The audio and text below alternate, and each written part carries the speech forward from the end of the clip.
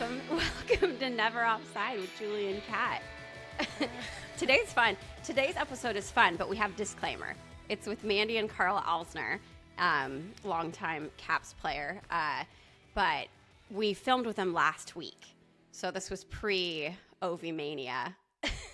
yeah, right in the midst of the countdown, and now OV Watch is officially over. But although I think it's still going, because it's kind of like, how many more can he get, like, at the end of the season? So yeah.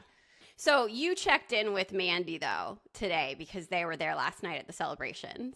Yes, it seems as though the celebration started right as the Caps traveled home from Long Island, and it all, alumni, things like that, close to Ovi.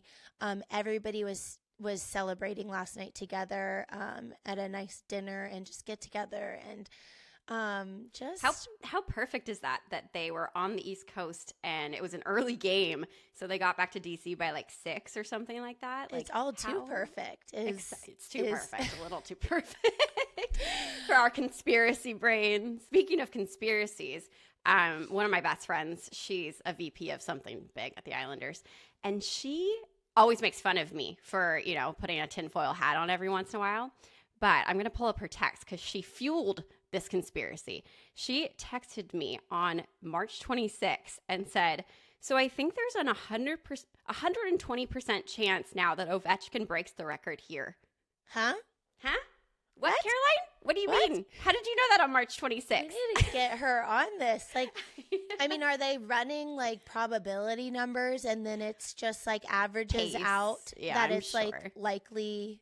Wow, whoever. Yeah, it's over our heads, the stats and all that stuff. But I just die that like my one friend That's who's in the mix, Well, whatever. I was thinking, okay, let's dive into that, because the whole game, we're sitting on with all my boys. We're sitting there. We're glued to this game, and it is like every time Ovi touched the puck, like everybody just tenses up and starts screaming. Yeah. And then of course it was like, just get him on the power play. And couldn't have been more fitting. But then the whole game stops. And I'm like, Jeff, what? And Jeff's like trying to get out the door because he's got an early game, but he's too enthralled with it, like, because he's watching history. And I'm like, but why are they stopping the whole game? They're rolling out carpets. Like, I had no clue that this was going to happen. Yeah, I didn't get to watch it live. We had actually a baby shower and I was en route somewhere else too. But I saw Twitter. I was looking at Twitter while it was happening and everyone was like, wait, why is the game stopped right now? I was floored, like, that is how, but I guess like this record will likely never be broken again. And this is just how something like this is honored, which we've never seen really, like, in our hockey lifetime. Obviously, like, Wayne did it when he did it, but it was insane. I'm like, and then there was like the personalized carpet. So who's in charge of all that? Like, and how many games does this travel to? Because what if Ovi like hits a hat trick? Like, did you have the carpet packed in the? Yeah, I'm sure it's like the Stanley Cup. You know, it's always ready to go, or like baseball, like they have to tape up the locker room, just in case champagne's gonna flow, I guess. But yeah, I didn't really understand, as I wasn't watching live, that like everyone was like, why aren't we doing this after the game? But I guess it's just that exciting. I don't know. Yeah, I didn't understand that either, but whatever. It was so cool and kind of emotional. Like, I'm not even connected to that at all. But really, we're big fans now of we are officially converted fans. And that was just the neatest thing to experience. And I don't know. I feel like we got to try to get Janet Gretzky on here or something. We got to, the passing of the torch, essentially. So I know. That would be fun. Let's try Janet. If you're listening. If you're listening. Well, Carl and Mandy, I mean, Carl said that he had some more stories of Ovi that he'll tell us another time. So, but he does get into some good ones on this one. So, yeah, it was fun to catch up with the Alsners and kind of just get their whole story of life in Washington. And it just is so fitting that this week is so, Capitals focused, and excited for y'all to listen to the Alsners and their whole experience in the NHL. Mandy, Carl, welcome to Never Offside. Thanks for joining us. Thanks for having us. Seriously, this is an honor. I'm so fired up. Seriously. So fired up that this is like a main event for us, like a hockey match. So I have my smelling salts here, my sniffer. So we're gonna crack that, give it a shake, give it a little sniff. None for me, thanks. Okay, that's how excited I am. What an intro. Nice to meet you guys. Yes, you as well, Kat. Nice to meet you. Kat, meet the Alsners. Never a dull moment with you guys. I'm like trying to, describe our relationship and how we know each other and how fast of friends that Jeff and I became with y'all. And it's just, all I can say is to know you guys is to love you guys. And anybody in the NHL that crossed paths with y'all, it was just the biggest blessing. And I'm so happy y'all are here. And to tie it all in, I think we go back to how we met, and that was in Montreal. And then we're tying Kat in. We're like, well, Kat was in Montreal maybe like the year after you left Montreal. So we're like, we're all one big happy family. Absolutely. The hockey world is a small world. It is, and it's nice because I feel like we're all in this. I don't call it a mess, but this mess together, and so you have things that you can build off relationships really fast. And although we come from so many different walks of life, we share that common goal of winning the cup or getting into playoffs, and we're all kind of towing the same line. So it's easy to make friends, I find, for the most part. We've been really excited to interview a couple together. So this is our first time doing that. So. Oh my God. You're the first couple. I couldn't picture anybody else. But before that, you guys played the bulk of your career in Washington, D.C. with the Capitals. And I remember I had gotten I don't want to say word of you guys, but you learn about people through the league because it is such a small world. And the Hendricks family, Matt and Kim Hendricks, had come to Edmonton from Washington, and he's just an old vet, kind of that old school. What was he like? Maybe like an enforcer type, yes. And comes to Edmonton. Just a great family too. They had young kids when Jeff and I had no kids, so they kind of they just took us under their wing too, and nothing but amazing things to say about you guys. So when it came full circle and we got to meet in Montreal, it was the best, and you guys lived up to everything.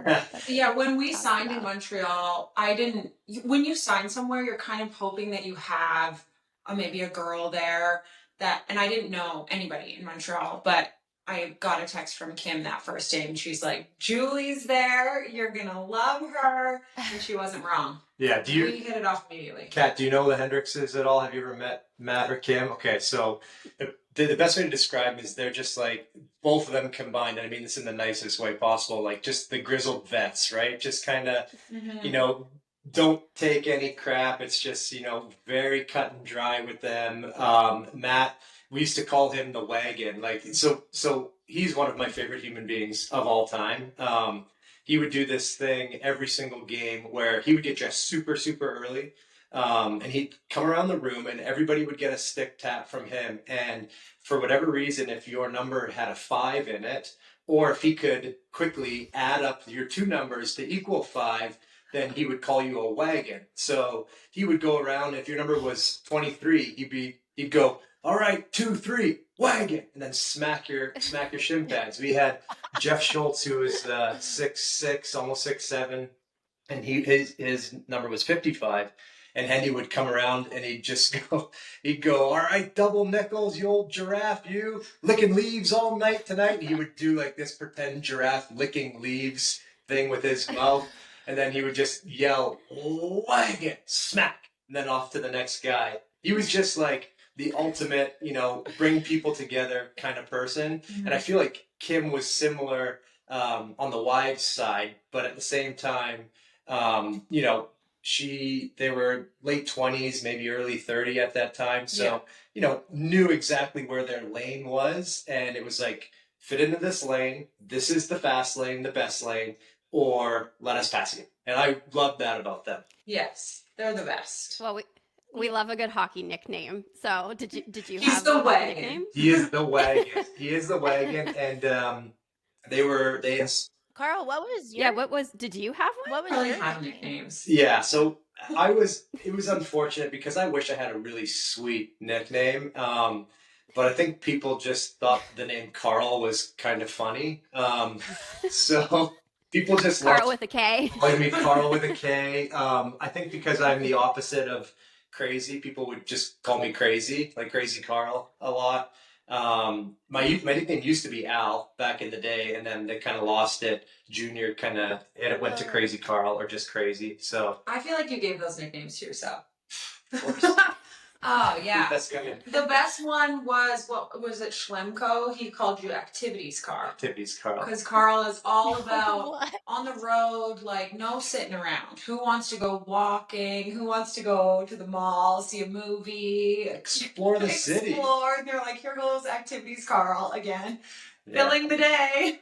Yeah. I mean, I This is get true. so mad at Tyler when he doesn't take advantage of a great city. Yeah. I'm like, you're in bed in Vancouver? Like, what are you doing? Totally. That was my issue. Is like, especially, so we would almost always, when I was here in DC, go to New York in December, and like, what better time is there to be in New York but December?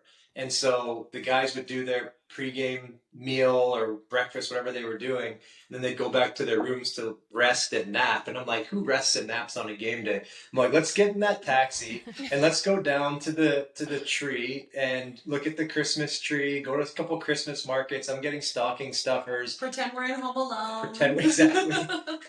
And then get back to the hotel for like, extra 30-minute rest and then throw the suit on and leave. That was like, I have to take advantage. Wait, so Love that. are you not a napper? What? You weren't a napper? What? Okay, go ahead. No, you weren't, and then we had kids, and we were tired then, and then he wanted to be a napper, and I was like, well, we'll pump the brakes. You're not a napper. Yeah. You don't get to disappear for 3 hours. What do you mean? You can't be a You user can't now. become a napper. That's A word of caution to all young players: set the standard early that you are at least a Napper. 2.5 hour napper on game days. Yeah, no napper. Smart. Yeah. Well, I think it's a rarity to find a non-napper in, I mean, at least the ones I've come across. Yeah. I think, well, we're majority. yeah, the nap. I feel like you kind of play it by ear. There's some days where you need a little extra time, but I don't know. I just activities, Carl. I could not just lay in bed and not do something. I So love I had to use up every second of the day if possible. Plus, it started when you had to share rooms. Mm. Like you'd be with Jay Beagle or somebody who was like a major napper, and maybe Carl only wanted to lay down for 45 minutes or something, but he wouldn't want to interrupt that person's deep nap. So he'd be like, okay, fine, I'll just leave Shoot. and go and do something else. Yeah. I think that's kind of, That's pretty much it. yeah. It's very I considerate. can see that. Yeah. The problem is, though, is if you tell Um, people that you're not a napper and then they catch you napping one time, you never hear the end of it. And that did happen many, many times. I would nap on the plane. That's the only time I would try. He still naps on the plane. Yeah. As soon as it fires up its engines, he's like, good night. And I'm like, see you in 9 hours All when we get to Portugal with our 3 children. Like, gee. Constant. We always laugh at Uh, trying to explain to people outside of hockey about the nap. It's Yeah. just like such a weird Just a bunch of concept. big kids Yeah. just need their quiet I need a time. big meal and a nap. it is true. It is actually embarrassing to talk about and try to. Yeah, we explain can't come. My after the husband's fact. napping is like such a weird Yeah. thing to say to people. Honestly, I had an appointment at the house the other day. I had somebody coming here, and Jeff is back in the lineup, and I was just like, "Oh yeah, come at 1." And then I'm like, "Oh no! You can't come at 1. There's the child sleeping, a 37-year-old It's nap child, time. but you The can't big nap." full-grown. Our house, Yeah, so our house here echoes, so I can't answer a phone call during nap time. yeah. Now you need to get him a sound machine because I have put a sound machine in our room because life has to continue on a Saturday when we have 4 children running Mhm. around. True. Anyways, that's so funny. I want to go back to how I didn't even realize this knowing you guys, how you guys met and then like entering into the world, into the NHL, the scary NHL world in Washington. Ooh, yeah, take it away, Mandy. Okay, we met in a really weird way. It was at LAX. I'm from Calgary. Carl's from Vancouver, so that's knowing that was really weird.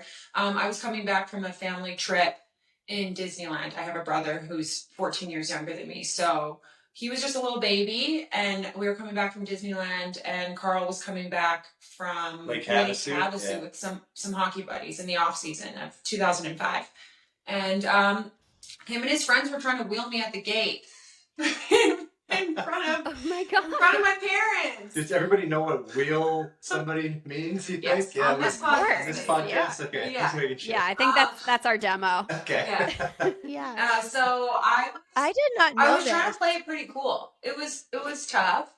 But Carl and his friends, like knowing Carl, super respectful, kind, outgoing guy. He was actually talking to my parents more than he was talking to me. Which was really great. Working his way in there. I know at one point he offered me a Starburst and I just was like, no. I don't even think I said no thank you. I think I was probably just like, no.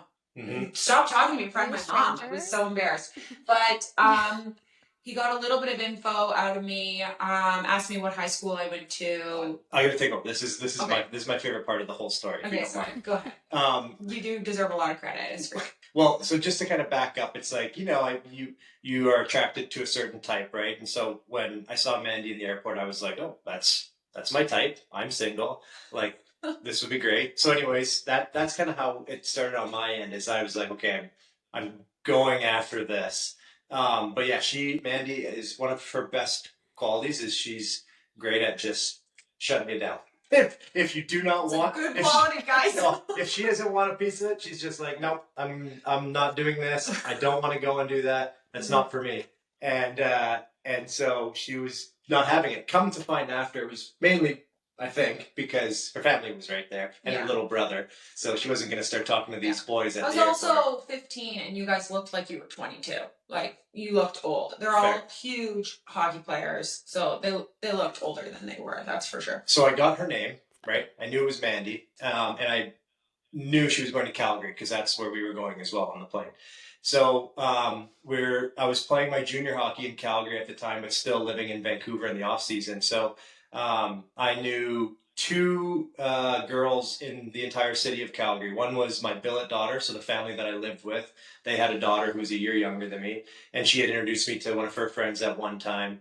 And so I just asked them both. I'm like, hey, any chance you know a girl named Mandy that lives in Calgary? And at the time, 1 million people in Calgary, so they're just laughing. And the one girl's like, she's like, actually, I go to school with two girls named Mandy. She's like, one's blonde, one's brunette. I'm like, send me a picture of the brunette. Sends me a picture, and that's the Mandy. Oh my God. Yeah, so when She just was on my volleyball team. Yeah. so So Well, there you it worked go. out good. Like, That's could you amazing. imagine, like, let's just say, I don't even know, like living in, let's say living in Montreal, right? If she would have lived in Laval and I would have lived in Brossard at junior, that probably wouldn't have worked out, but it worked. It turned out that Yeah. it was like I was living in Brossard and she was living in Candiac. Like it was 15 Yeah, minutes that's away from wild. each other. So yeah. it took a long time. Crazy. I put in a lot of work, and eventually, actually, it was funny. Like her mom was finally just like, give this guy a chance, like invite him over to the house. And so I was so nervous to come over that I actually brought my best friend at the time on the hockey team, and we both went over. I'm like, I need some backup here, so we both went Yeah. over to meet the family again, and yeah, eventually it worked. Maybe what was it, like 5 months after we met? Yeah, we met in July, and our 20th anniversary is coming up this September 17th. Oh, Wow. wow. You guys are really aging us quickly here. This is crazy. Okay, so you guys became a couple, obviously dating, get married. Carl gets drafted, and obviously the timeline here is what it is, but you get drafted to the Capitals and you move to Washington, or out east, so far from where y'all are from. Mandy, you go with him right away. Like what happened Yeah, there? so I went right away. I tried to do a little like online university to make myself feel better about following my boyfriend. But I didn't stick with it, guys. I didn't stick with it. Carl was up and down the first 2 years, so I was going between Hershey, DC, back to Calgary. I got in like a little bit of hot water with how much time I was spending in the US. So I would do my like 6 months, maybe stretch it a little bit, and then go Yeah, home. you're in DC. Yeah. So like She got red flagged I eventually. did, and then I started having a lot of trouble when I would travel down. I would go to secondary, and they were just doing their jobs, but they would hold me long enough that I would miss my flight, and because I didn't really have a lot of, aside from my family being in Calgary, I didn't really have a lot of reason to come back when my boyfriend, who was like obviously my whole world was away. So they were like, "Are you sure you're gonna come back?" Anyways, so we ended up getting married pretty young. But then that was, I mean, for lots of reasons, but mostly so that I could easily live in the U.S. without having so many issues. But that's kind of like how we started. When Carl was drafted to Washington, I knew very little about hockey. When he was drafted to Washington, I full on thought it was Washington State. And I was like, this is going to be a breeze. Yeah. It's so close. Like, I'll visit you. I'll just drive down there. No problem. The other thing, too, is like, sorry, Kat, I know you got something to say. Just before I forget, because my brain works, is that because I was 20 and 21 when we were going up and down to Hershey in Washington, but she's 2 years younger, so she was 18, 19. So we're trying to, like, as a team, go out to this place called Shakey's, like this tiny little spot in Hershey, and she can't get in anywhere. I can barely get in, and not until I turn 21. So it's like what what do we do as the underage kids here while the whole team is going out Sunday night after a big weekend in Hershey? So it was a funny dynamic. We had an unbelievable time in Hershey. Like looking back on it now, like everybody knows that when you're in the minors, like you just cannot wait to get out of the minors so bad, and sometimes you don't enjoy it enough. And I think we had bits and pieces of that. We enjoyed it a ton, but didn't fully submerge ourselves in it, partially because we were too young, but also just because we're like, want to get out of there. And we were in and out because you were getting called up. It's kind of hard. I felt like the dynamic was a little bit difficult because when you're the player that's getting called up and that over other people, it's hard to kind of get into the hockey family because there might be a little bit of an undertone of jealousy there. But and then for me, trying to mix in with the wives, I have great relationships with them all now. But again, I was so young, like 17, 18 years old when I first moved down there. So just hard. Like these women had been around the hockey world and really grinding it out in the American League for a long time. And then we're just like, hi. And then we would leave and then we'd come back. And then we got to win 2 cups with Hershey, which was so fun, and celebrate with them. But you always had your eye on the bigger league, so you weren't really taking it all in, or maybe we took it for granted a little bit. And then when we were out of Hershey, we were like, man, that place was so cool because there was nothing to do except hang out with your hockey friends. Mhm. Like nothing at all. We did some fun stuff. Carl and I are major party planner people, and we thought of some fun things to do to pass the time. We're going into party planning later with you guys in hockey knowledge because it's our jam. King and queen. Well, it's so interesting you saying the flag thing because that's part of this world too that people don't totally understand is the number of days if you're a Canadian that you can spend in America, So when Ty and I first started dating in LA, there were tons of young girls, Canadian young girls, and they were dealing with that same issue, and like all of a sudden they just have to leave. Right. It was like, you have to leave. And then I also felt you have to go tag up. Yeah, I felt like I got a lot of questions, like, well, what do you do for work? And I struggled with that quite a bit because I wasn't allowed to work here. There were some girls that were nurses who could get a job because, you can, but I couldn't work. And it was almost like oh, I just really hated saying that. Whenever anybody would say, what do you do for work? I felt like I had to like make something up but like I'm not allowed. Hmm. I'm not allowed to have a job. Makes Yeah, totally. I remember in Edmonton, the same sort of thing. Like Jeff and I got married and going up, like we got married and then I moved up there. Um, and I only got a work visa when I got to Montreal. I think maybe because I spent a certain amount of time in Yeah. Canada, then I was allowed to get a work visa. Um, but in Edmonton, like I would just do these odd jobs under the table just to make myself feel like I had like dog purpose because walking. every day, yeah, well, like I would like go. I remember I worked at this like food prep kitchen, when the owner became one of our dearest friends. Like long story there, but like adore that family. I worked for a bar studio, and then I was like, oh, I'm gonna become a bar instructor, and they would all like pay me under the table or just tell me I could like have free food or come take classes for Yeah. free, and things like that because you had to build your own purpose when especially the cross-border situation, but even domestically, like if you're from the United States, you never know how long you're going to be in a city. So it's like you can't like go get a new job and be like, but I could only be here for like 9 Yeah. months. And even like you live, in a different state, nobody's going to hire No. you. Best case Um, scenario, I'm here until June and then I'm leaving. yeah. So yeah, I think it's the constant struggle, and especially for the younger girls in the league coming in, you're just like you feel like a bump on a log, and you're like, what is my purpose? And it can be very hard and challenging to maneuver if you don't find a path or find a new hobby, I guess. Yeah.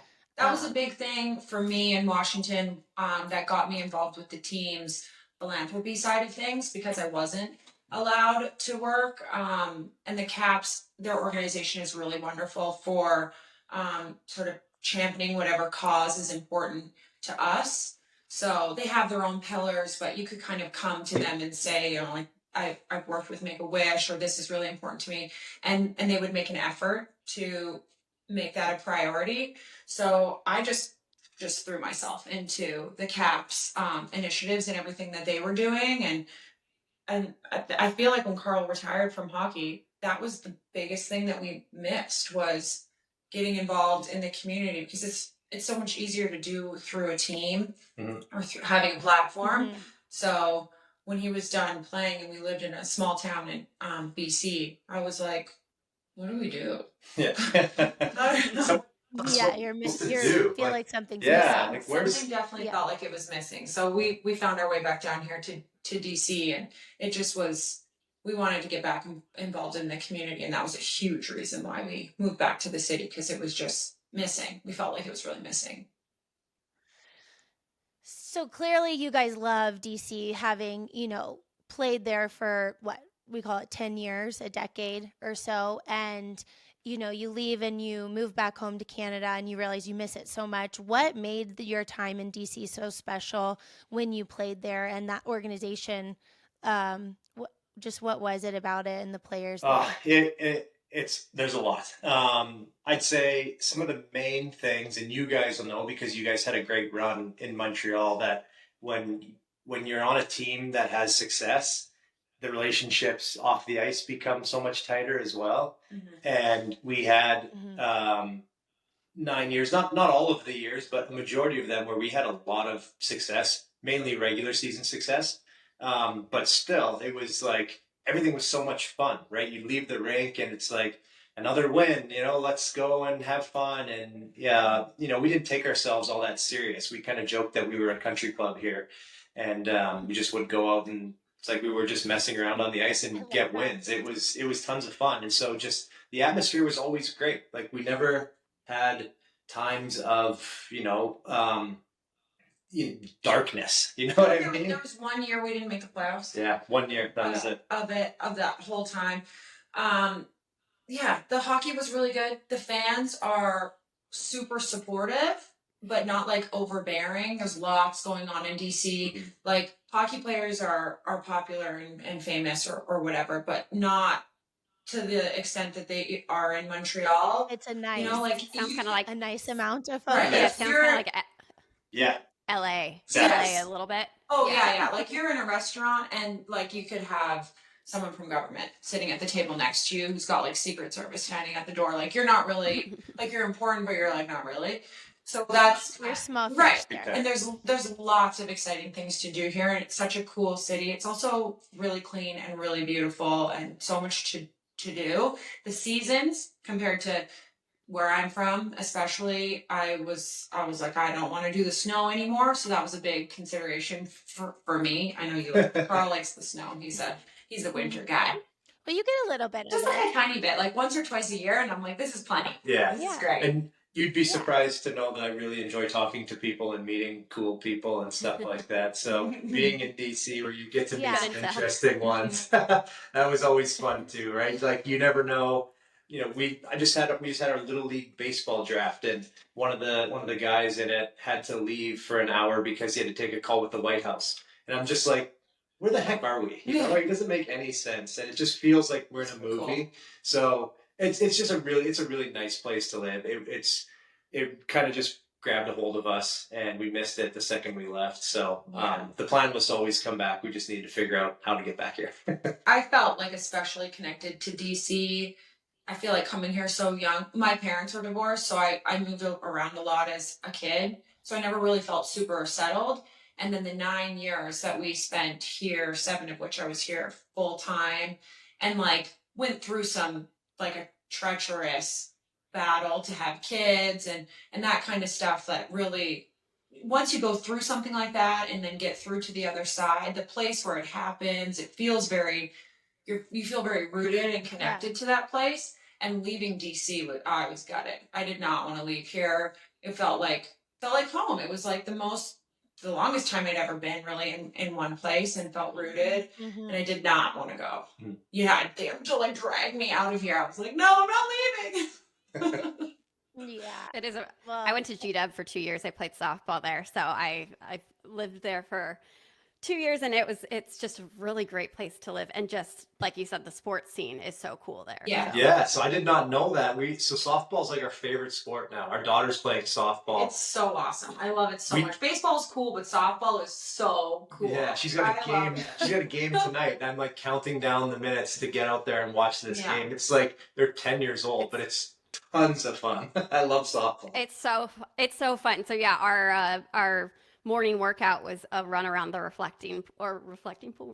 Yeah, how cool is that? Yeah. Right? Yeah, It's- so it was a special place to play softball.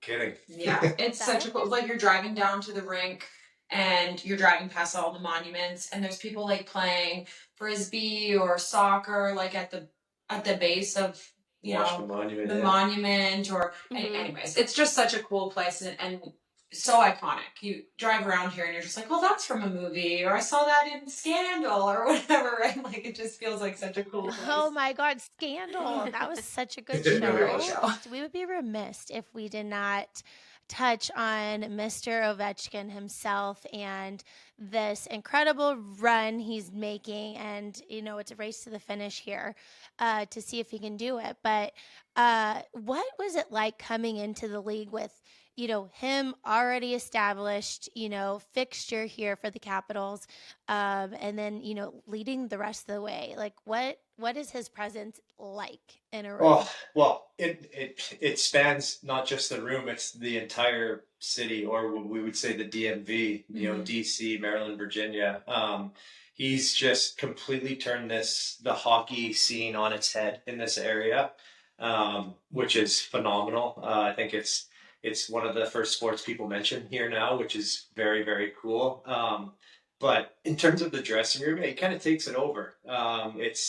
It's you're just kind of in the room and revolving around whatever Ovi does. And it was best way to describe it is, so when I was coming in, I was so excited to see, some of these players that I had watched growing up and curious to see how they handle themselves, right? And so when you go into a team, and I'm thinking of the leader, I'm thinking of like a Anze Kopitar, a Shea Weber, right? Like that's kind of the leader that I'm thinking. Ovi is completely different than that. Ovi is like he's quite loud. he doesn't spend all the time in the gym training, getting in shape. He isn't the first on the ice, the last off the ice. You know, he's kind of the opposite of what you would have expected. And I'd say that it was a good thing for a lot of people because it almost took the pressure off, right? It's like you're like, okay, well, if this guy's able to still show up to games and play and be successful, well, maybe I don't have to grind my body into the ground and my brain, racking my brain over every little detail of the game. Maybe I can enjoy myself a little bit more because it's working for him. And so it was just a completely different leadership style than I was thinking. And in the end, probably was good. But he without a doubt, was, he took over that room. You always knew where he was because you could hear he wears this like very big diamond gold chain, and everywhere he would walk or like he would do this little like jog, and you could just hear ching ching ching ching ching everywhere. He's going like a cat with a little ball on the collar. So it was just funny, right? He's just a different guy. But yeah, a lot of interesting memories being around the rink with him. Did he have any like So you're pranks saying- or anything that he used to play? Pranks. He was so it's tough. Like when I go back and think of like funny OV memories, it's either I would love to tell you guys offline most of them, but the ones online, it was Like rookie party is his like, yes. but it's not super appropriate stories to No. retell. Okay, I think it's no secret that, especially when they won the cup, everyone saw that he enjoys drinking a few beers.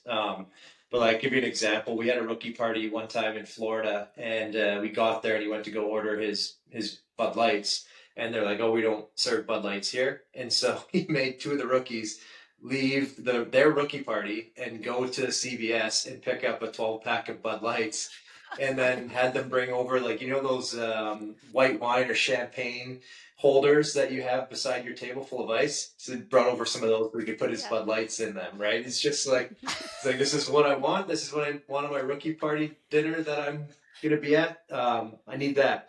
But in terms of pranks, you guys obviously know what a shoe check is, right? So for anybody who doesn't know, it's you typically would have a rookie sneak underneath the table at a meal, and they would dump ketchup or mayonnaise on someone else's shoe. And then they'd sneak back to their chair, and then they'd get up, and then everybody would ding, ding, ding, ding, ding on their glass, and you'd check your feet, make sure it wasn't you, and whoever it was had to stand up and kind of, take it like a champ. Someone, Gross. So So dumb. It's really it's dumb. so dumb, but you know what? I almost have like, I don't want to, this word means a lot, but let me just say, in my own mind, I have PTSD whenever I hear someone clink a glass. My initial thought is, oh my gosh, shoe check, right? Like that's how nerve wracking it was. But anyways, we shoe checked Obi one time at a rookie dinner, and he did not like it. One time. One time, Yeah, how about yes, he got up and left. that's Yes, the end. That's it took it. some time to get him So- to come back to the room after that. So he put those shoes on and left, or did he just walk out? He just got up, Shoes. he cleaned them off, and he left. And then we talked him back into coming back to the dinner. I mean, you don't normally shoe check your captain, so I don't know whose idea it was, but it was memorable. Oh. So to say nobody pranked Ovi after that, like nobody's pranking him, or are some of the older vets like gonna try to pull some fast ones? Nobody really pranked him after that. I think it was, normally when you poke fun at someone and they like get really offended, it's like you want to go back and do it again. I think one was enough for him, for all of us. Awkward. Yeah. What about, is Ovi like dressing up at team Halloween parties? Like, is he going all out, or is he kind of just throwing a white cloth and be Well, we had a party at his house once. Yes, we did. Yes. We did. That was an interesting experience. Going into his home, he has so many achievements, and like when you score your first goal or your first hat trick or whatever, and the team puts together like a nice framed like thing with the pucks. Yeah. Oh my gosh, you guys! His house. He has The entire basement, 5,000? every single surface of every wall in the basement is covered with his own accomplishments, and like kudos to him because he has a lot. but like runneth over into his garage every single, like the whole place. I was like, whoa, what's that from? What's that for? Like, it was It's pretty so cool. I mean, it's cool to see. It's Yeah. not. He's You know, gonna have to get a bigger house. Like a museum. it is. Well, he's actually starting a stick museum, I think, back in Yeah. Russia with all the sticks he's collected. So he just loves memorabilia, and I like some stuff too, but there's a balance between shrine and design, and he's gone more shrine. But no, to answer your question, I can't really remember notable costumes. So I would say he's probably like go to Party City and get something. He participates. Yeah. But I wouldn't say Yeah. that he like goes all out or anything. No. Well, nobody can compare to the Alsners at Halloween. Let's just preface that. They are the king and queen of hockey Halloween. If you can go back and pull up, you guys can go on there. I think your foundation page now has like a spot to just what y'all have been for Halloween over the past years that I've seen you. But I mean, these guys go all out. I guess I think we should explain to the people that hockey Halloween, like what it kind of means. Again, another childish sort of tradition around the hockey world, but it means so much to the team and the bond. And I have a theory that if you have a great Halloween party, your season is going to be I love great. that And if theory. you have I a think lame Halloween party, I think there's something to that for sure. It's right at the beginning of the season. It's almost it was always the first thing I looked at. Like, when are we home? And there's going to be a day off the next day leading up to Halloween. Sometimes, very rarely, it would be like a day or two after Halloween. But we would work on making sure we had a day. We would plan an epic party. And it was just a big, huge deal. Sometimes a house party. Sometimes we rent out a venue, which is always interesting because it's never really on Halloween. And then we have all these players downtown, like the one time Tuesday downtown night. DC. It's like Tuesday night. The bar's supposed to be closed, but we'll rent it out and we'll have our party there. But yeah, the one year in Montreal that I helped plan it, me and Angela Price planned it, and we were both pregnant. So. Oh. yeah, But I was like, I can't let this opportunity to go by. I have to help plan. it was a was a great good one. party. I remember specifically at that party where, and you probably remember this too, but Shay got a little. I mean, we were all having tons of fun. He somehow got his hands on someone's belt from their costume that had this like massive metal buckle on it, and he was whipping people with it as they walked by, and it was so dumb looking back on it now, but he whipped me as I walked by, and I just kept walking, and then it hurt, but I turned and looked at him and was like, what was that? Something touched me, and he laughed. He's like, what, you didn't feel that? And I'm like, no, what was it? And he goes and whips me again with the belt. And I was like, I'm not going to react. I'm not going to give him what he wants. So then he turns it over to the buckle side and went whack as hard as he could on the back of my legs. And same thing. I didn't react. And then I went to the bathroom, and I'm in the bathroom like, oh my God, what did that guy just do? And I showed up at the rink the next day. The whole back of my legs, my whole hamstrings were all black and blue. I mean, that was one of the dumbest things I've ever done in my life. Do not mess with Shay Weber. Note to everybody listening. Yeah, I mean, funny. that's minor stories for hockey Halloweens. I feel like it is, like Mandy said, it's the kickoff to the season. It and establishes the vibe of the team that year. For sure, yeah. Yeah. It's a big one. It's a big one. I looked forward to it every year, and it kind of sets the tone. Sometimes there's lots of single guys. Sometimes there's lots of married. Yeah, so it's kind of like the dynamic changes all the time. Mhm. I feel like it's almost better when pretty much everyone's married and has kids, because then they go all out. So like, I haven't been out of the house in so long, and like these moms are like free. Yeah. It's like a night out. We would have family come in like to look after the kids the next day. Like, we took the Halloween party so seriously. Like, I need childcare the next morning, Yes. please, because I know I'm not going to be getting up feeling like myself. That's for sure. It's very fun. It's always fun to see what everybody dresses up as afterwards. Yeah. Ty and I are look forward Ty to. and I are so bad at the couple costume. Like most Oh, of the really? time we don't even do one half the time. Like he'll just come out and he's like, I'm gonna be Britney Spears, so what are you gonna be? And I'm like, okay. Actually, Sure. I do think we should pull up Kat and Ty's costumes because I don't think I've ever seen you guys No, we what like you show up literally as. never are a couple costume. We're just like doing whatever. Well, it's tough because all of a sudden Halloween creeps up on you. A lot of Mhm. times you're like, oh shoot, like what should we get? And then you see all these recommendations, and maybe you're like, oh, I don't want to do that because other people are going to do it, and It's then been you done. then you panic, right? So what we end up doing is like just throughout the year, if something is funny or whatever it may be, we just write little notes like, okay, this would be a fun thing to do come Halloween, and then it's September, August, September, we've got a list of a few different options, and then it's just trying to agree on something is the tough thing. That's where we struggle is agreeing. But we either like to be funny or we like to just pick something and just do it 100. Yeah. Like do it full out.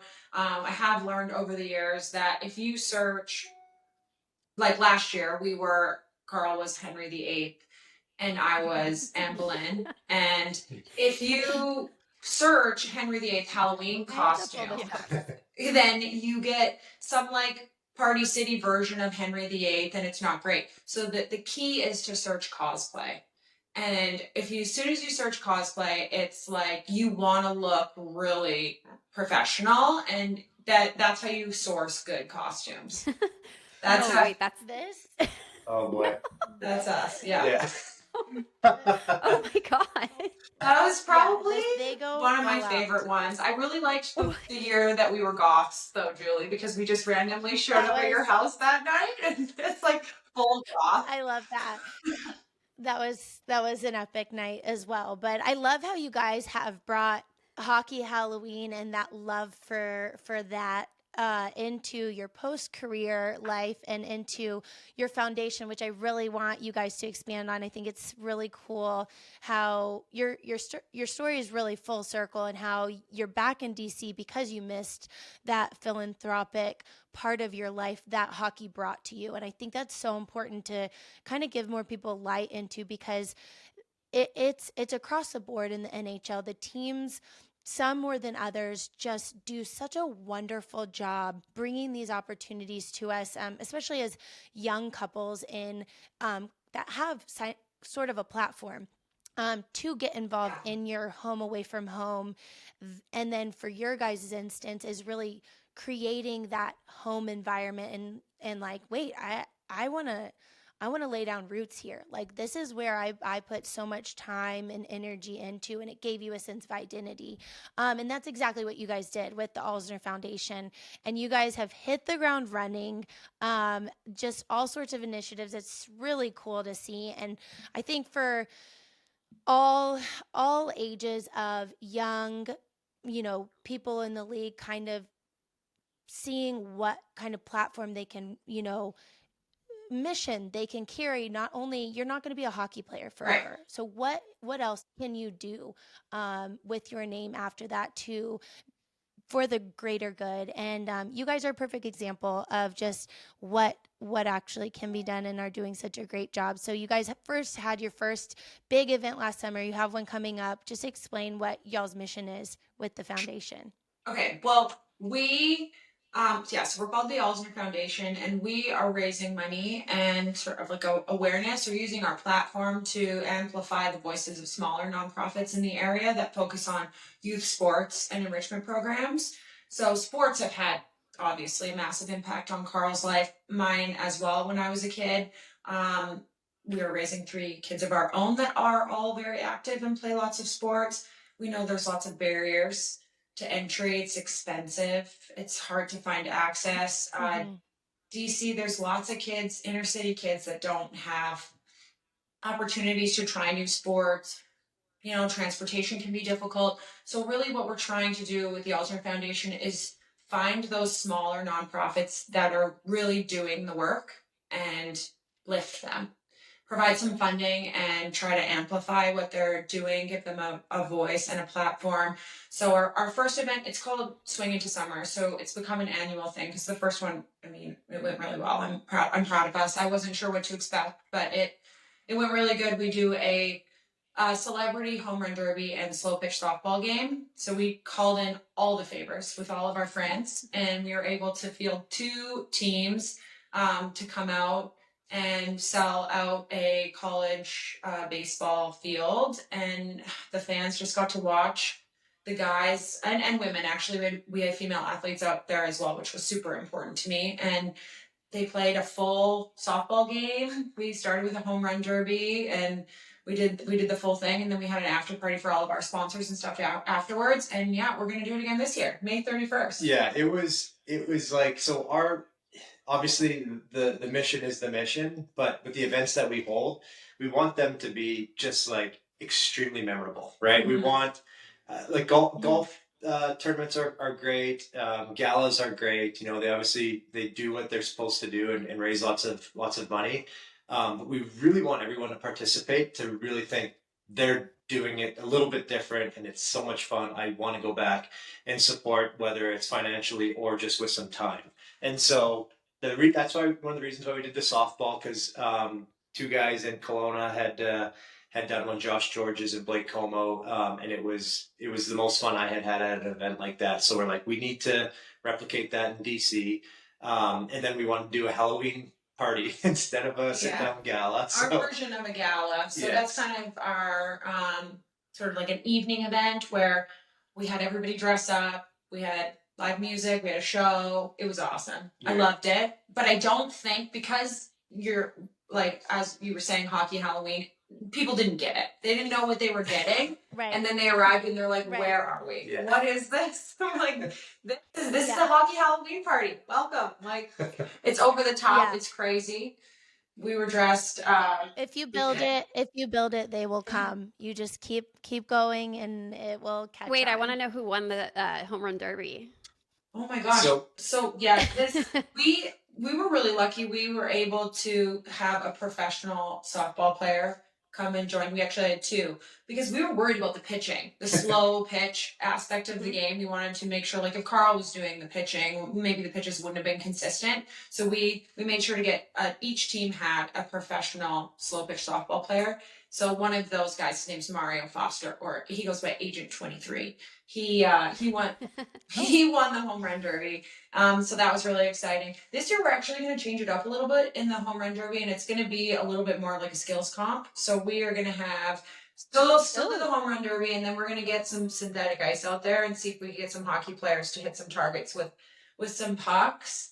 Yeah, that'd be really cool. Well, what was cool, Kat, is that we had a couple retired baseball players as well. So Ryan Zimmerman and Adam Eaton both played for the Nats, and so we had them come out, and neither of them had played any baseball since they had retired. And baseball, softball, similar but different. And so when they were warming up before the game, they're hitting in a regular batting cage, and so they're getting normal pitches.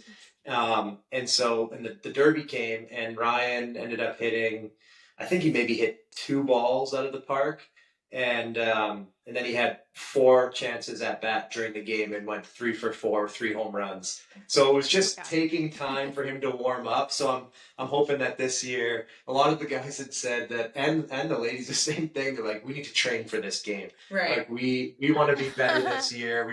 It's a full size field, so it's not a softball size field. Yeah. So we already knew that the home run number would be low. Yeah. For the most part, they would have to get like a perfect hit to get it up over the fence. Mm-hmm. But we didn't want to move the plate out, and kind of like we wanted it to stay where it was. And then the Caps were out of the playoffs, so we were able to get some current active players to come out for that too. So Tom Wilson participated in the home run derby, and he's just an athletic guy. He was good at it.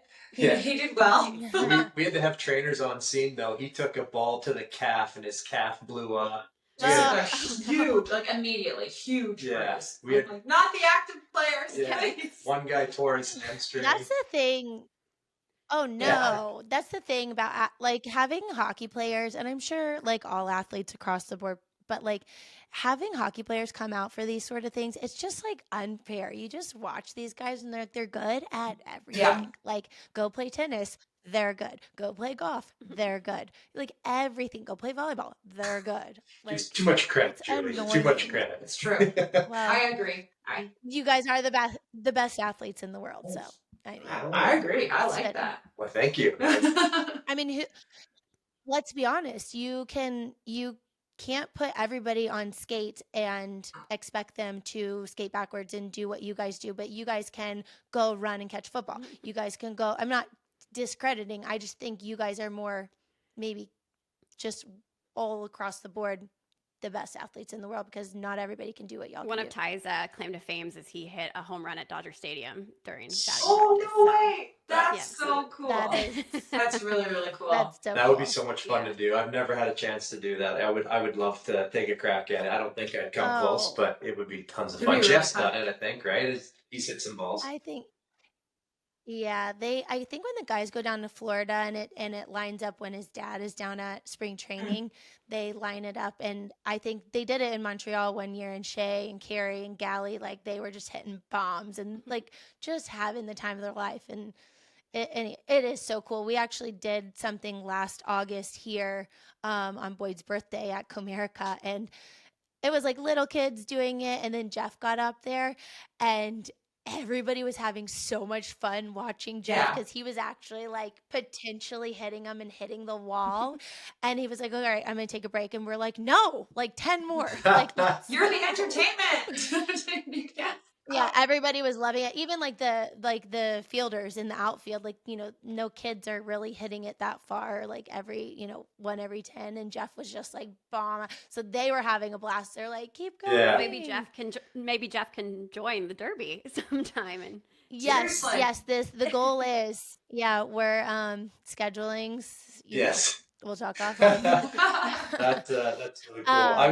I'm sorry to go off topic. I'm just so curious, Kat, because you guys spent a lot of time in LA, and LA has always been kind of like I don't know. I've always been so curious about what it's like to play hockey there. You got to go to LA, and you've been in Montreal. You've been in a few cities now. And is it awesome to play there, or is it weird to play there?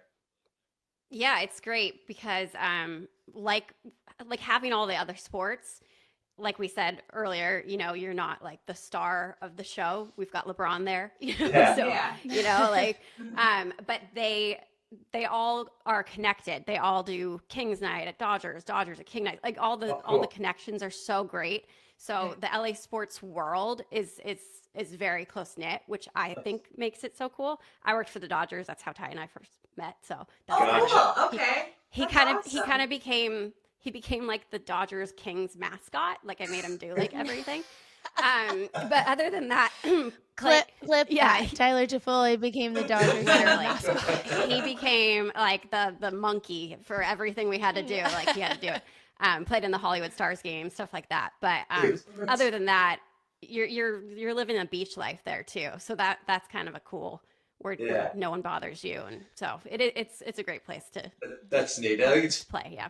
I think it's fun to have like something outside of hockey, right? You can really Yeah. enjoy your life doing Yeah. something else. That's huge. And then I think baseball and hockey have a really good synergy. For some reason, the baseball players and hockey players really gel quite fast.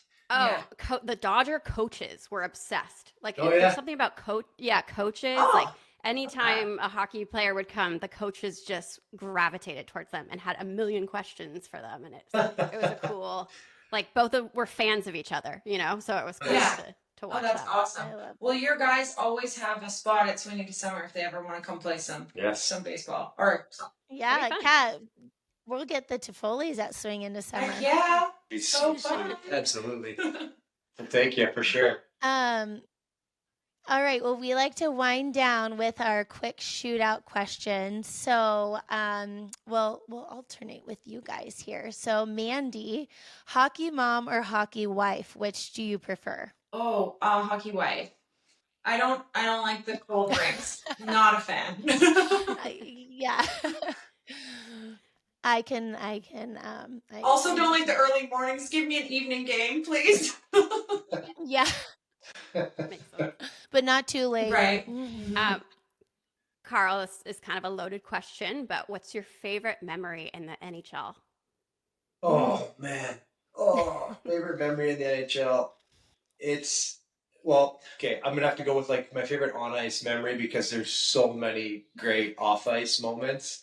But my favorite on ice moment in the NHL was actually a first round playoff victory, and it was we played Boston, and Boston had just come off winning the cup, and people thought that they were going to win again, and we had no business even being on the same ice as them, and we ended up taking them to Game Seven in Boston.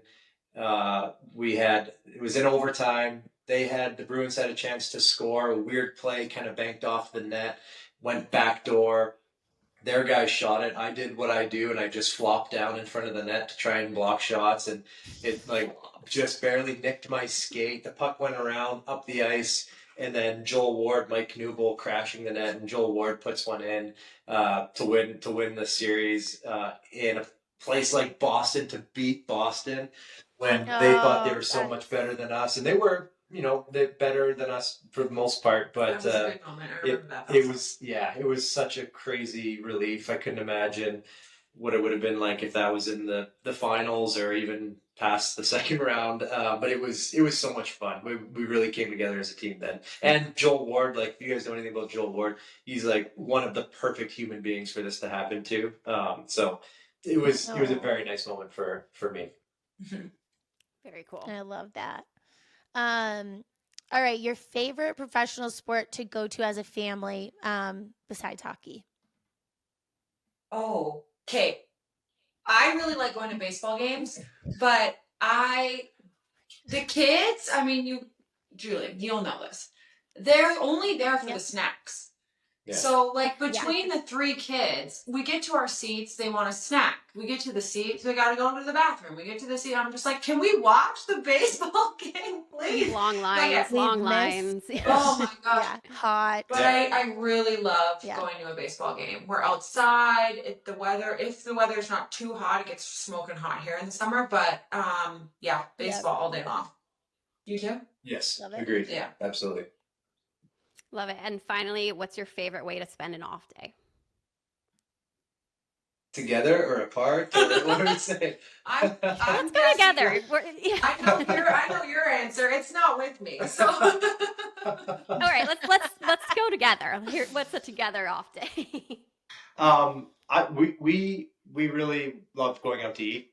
So I think that it would probably be something along the lines of getting outside, doing something outside, and followed up by a couple different restaurants. We love food, and so we're always trying to find somewhere to go and eat. And then, I mean, honestly, if it was without the kids too, we would probably end up at a movie or at a baseball game. Like that's something like that. it's pretty much how it works these days. We used to go to every single movie that ever came out, right? Like we would do the Oscars sheet, like who's going to win Best Picture, and we would, typically know most of the answers. And so the fact that we don't get to do that nearly as much when we do have time, that's what we end up doing. Also, haven't been to a non-kids movie in forever. And Pearl let me know he really wanted to say golf to that end. Yes. Like, to that question, he really, really wanted to. The ideal day is I go and golf. I probably play 36 holes, and Mandy walks alongside the whole time, and we enjoy it. Carry his clubs. I caddy for him while he golfs, and then we go to dinner. And then you'll have a romantic dinner Yes. out after. That would be Carl's It sounds best day. perfect. Yeah. Perfect. Adventure Carl, adventure Carl. Yeah. Exactly. Well, Adventure playing golf with Carl's me is an back. adventure. So yes, I live up to the name. Oh, well, I love that. Thank you, you guys. This is so much fun. You guys are just the best, and can't wait to just see what else is next for y'all with everything you're doing over Thanks for there. having us. Yeah, thanks. Same Thank to you. you. Keep rocking. This is Yeah, great. this is awesome. I love doing like a wives side of things, wives perspective of the hockey world. It's so cool. I'm sure people are loving listening. It's so awesome. Oh, I just love them. Like, they are the best humans ever. And I'll say it once, I'll say it again. To know them is to love them. Best storytellers. And- I had never met them, as we said, and they're great. I find them as friends now. So thanks for the intro. Oh yeah, and we'll figure out. We actually went on a trip with them. They're like good traveling people. Like they're the traveling couple. You know, you meet people and you're like, yeah, we're friends, but never go on vacation with them. They are like, I want to plan every vacation with them. Jeff and I had a trip to Napa planned, and we could invite 4 couples, and we invited 4 couples kind of from all different walks of our life, which could have gone very wrong, but the Alsners are one of them, and it was just like we could not imagine everybody's going to get along with, you know, when the Alsners are there. That's the best compliment, honestly, being a good travel partner, because when you have a good friend and they're not good at traveling, that is rough. Yeah. So yeah, Carl was on, since this is updated now, Carl was, he was on TV a little bit around this Ovi chase too, which was cool to watch. So Yeah, it was really fun seeing him do stuff with NHL, and he was rocking my line change sweatshirt. awesome. Just gotta love it. Kat, I see you're wearing a little line change. I am. I love this one. We're all giving the love today. I love it. Yep. Yeah, but that's that. And you know Love- what? Congratulations to the entire Ovechkin family. The whole thing has just been awesome. So It has been fun to watch. Thanks, Sophie. It's been fun. Sophie.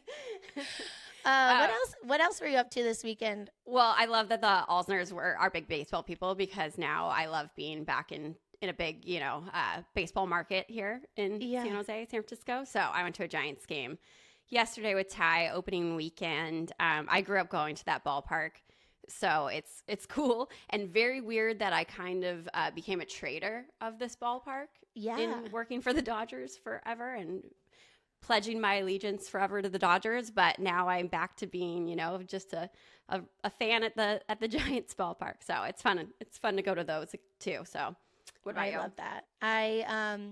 We had a big weekend of Red Wings hockey every day, but going to the Tigers game today actually. Just We're really all the shifting things. to baseball. I know. I am just full on Detroit sports right now. It was really fun though this weekend. My boys, they've kind of started doing something new after the games. If the guys win, they're allowed to go in the locker room. But my older son has kind of clued in to like where the opposing team walks out is right by the exit of our locker room. So he's like, if I stick my head out there at the right time, I might see some of my favorite players walk by. And I'm like, that's cool. yeah, you might. So, and I can kind of hang out on that side of things because it's just outside of the locker room. And so this weekend, we played Carolina and then we played Florida yesterday. So Friday night, Carolina's walking out and Brent Burns walking out, and he's got like that massive backpack that everybody, all of the pictures. And apparently he just carries everything in there from a coffee pot to like Normatec recovery pants, Did not know this. everything. But my little guy, Bowen, my 5-year-old, sees him walk by and he goes, "What's in that fat backpack of yours?" And he just looks over him. He's like, "Come carry it for me." And as he walks back, and it was so funny. And then my other son had a cowboy hat on, and he was like, "Love your hat, man." So my boys were just like on cloud 9.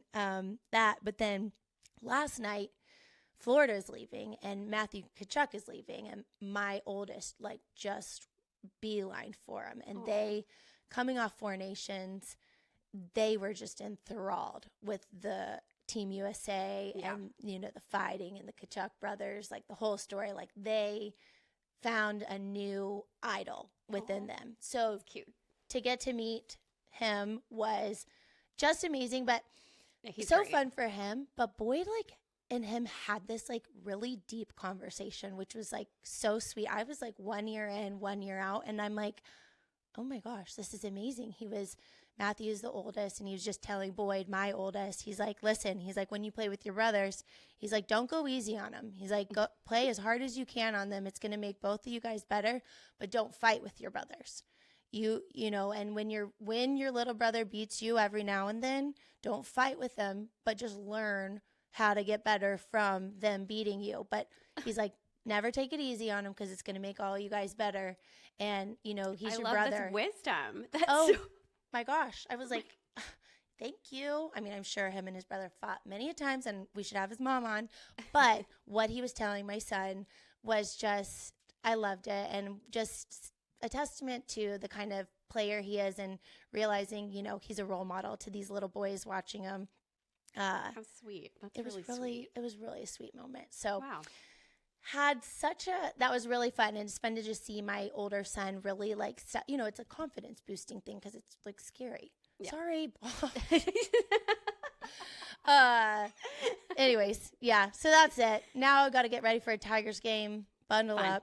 It's anything, but yeah. Let's a little shout out though to Meredith Goudreau. Just announced that boy. they had their third baby boy, or their third baby, a little boy. She guessed it. She knew. Yeah, she knew, Carter Michael. So congrats to Meredith and the whole Congratulations, Goudreau Meredith. family. We are just so proud of you and excited that he is here and just to be loved on so much. Yeah, congratulations to Meredith and the whole family. We're so happy for you guys. All right. Well, thanks for listening to Never Offside with Julie and Kat. We just appreciate all the feedback so much. I think over the last couple of weeks, Kat and I really have been feeling the love, and just continue writing into us of what you want to hear. Just anything and everything helps. And even just the words of encouragement means so much to us. We're having so much fun. Like, subscribe, follow, share, all the things. On whatever podcast platform that you listen to. Yep. See you next week.